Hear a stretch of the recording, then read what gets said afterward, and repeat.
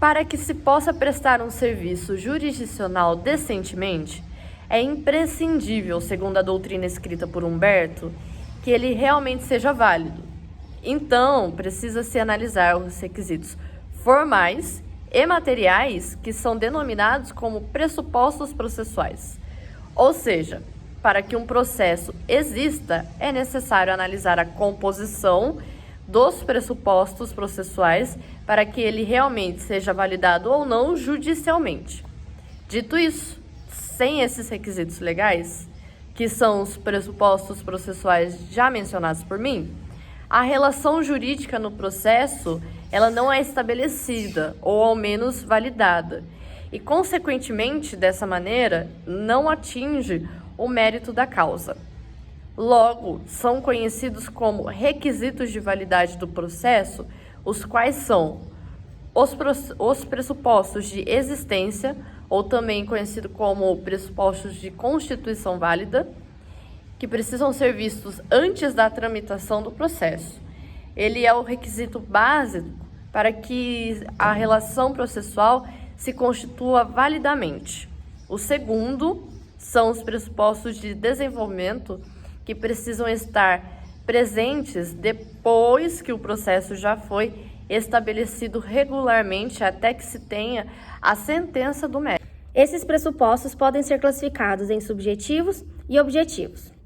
Os subjetivos dizem respeito aos sujeitos processuais, que compreendem o juiz e as partes.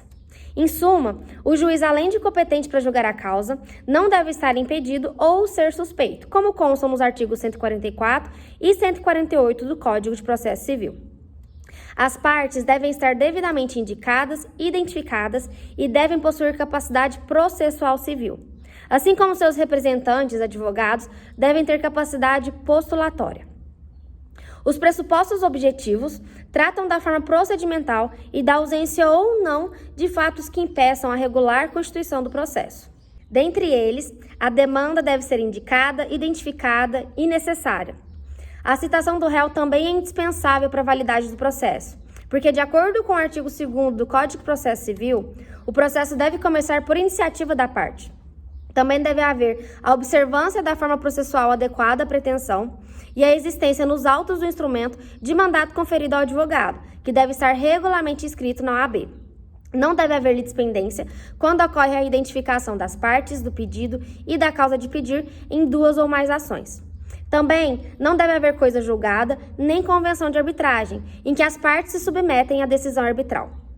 Se o juiz reconhecer a existência de preempção quando ocorre o abandono contínuo da ação por parte do autor, e a petição inicial não deve estar inepta quando, de acordo com o parágrafo 1º do artigo 370 do Código de Processo Civil, lhe faltar pedido ou causa de pedir, o pedido for indeterminado, ressalvadas as hipóteses legais em que se permite o pedido genérico, da narração dos fatos não decorrer logicamente a conclusão e contiver pedidos incompatíveis entre si.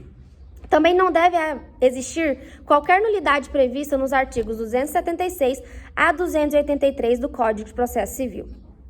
Em qualquer desses casos, mesmo que o processo tenha se iniciado regularmente, se houver a inobservância de algum desses pressupostos, poder-se-á impedir o pronunciamento da sentença. Humberto cita como exemplo de pressupostos processuais incidentais o caso de morte do advogado ou de sua renúncia ao mandato no curso do processo. Nesse caso, cabe à parte encontrar novo mandatário, e o processo poderá ser extinto sem julgamento de mérito, ocorrendo uma falta superveniente de requisito necessário para que o processo tenha prosseguimento válido até a prestação jurisdicional. É possível evitar-se, em alguns casos, a solução radical da invalidação do processo, recorrendo-se ao princípio da instrumentalidade das formas, de acordo com o artigo 282 do Código de Processo Civil.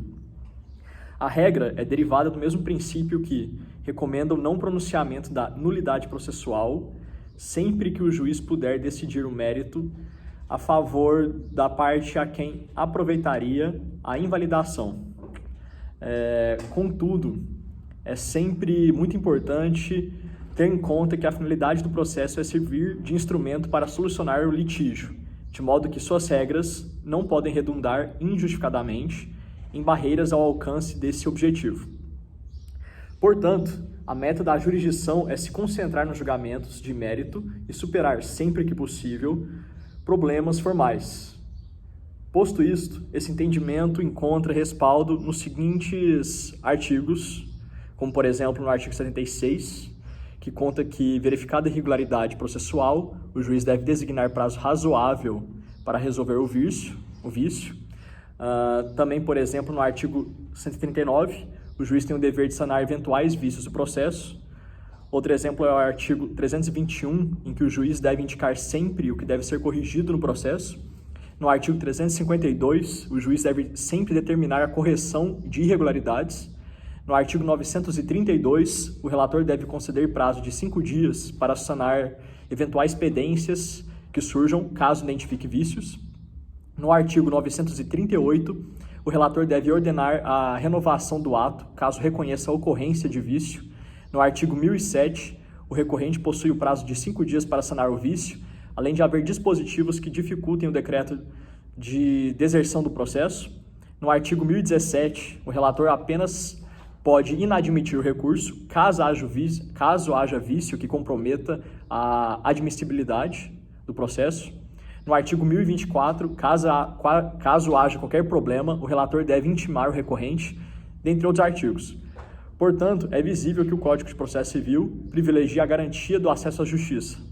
Por fim, os juízes sempre devem se esforçar para garantir o prosseguimento do processo e, por fim, para que haja a pacificação do conflito.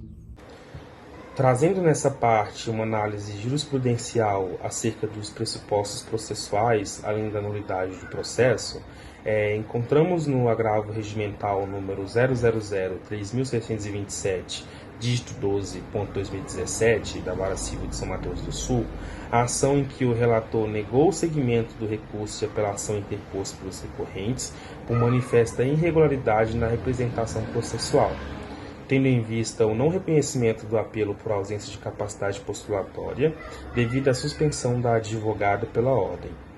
Nesse sentido, o professor Humberto Teodoro Júnior traz o conceito de capacidade postulatória, que é um dos pressupostos de existência válida de desenvolvimento regular do processo.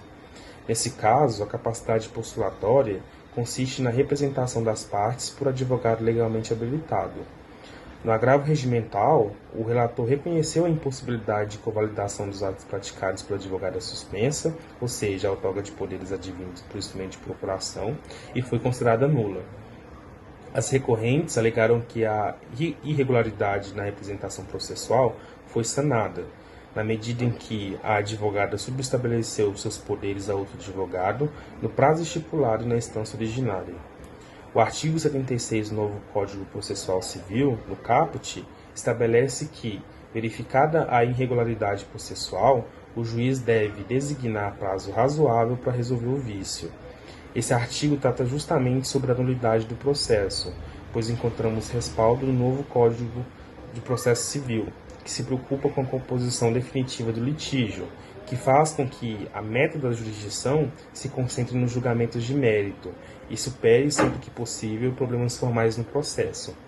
No entanto, ainda que houve a tentativa de sanar o vício pelas recorrentes, o relator compreende que os atos praticados por advogado com a inscrição suspensa perante a OAB são absolutamente nulos.